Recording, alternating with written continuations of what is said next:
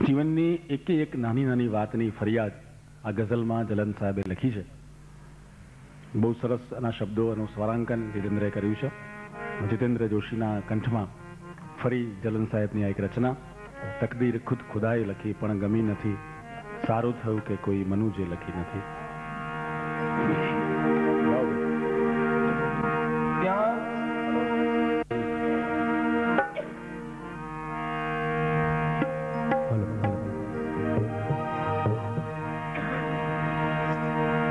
ત્યાં સ્વર્ગ ના મળે તો મુસીબત ના પોટલા,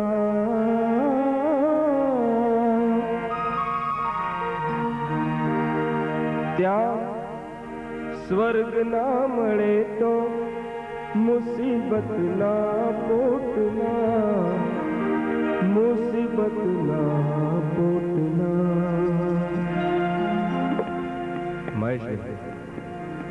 મરવાની એટલે મેં, અરે મરવાની એટલે મેં ઉતાવળ કરી નથી. મરવાની એટલે મેં ઉતાવળ કરી નથી. તકદીર ખુદ ખુદાએ લખી પણ ગમી નથી. તકદીર ખુદ ખુદાએ લખી પણ ગમી નથી. સારું થયું કે કોઈ, અરે સારું થયું કે કોઈ આમનું જે લખી નથી.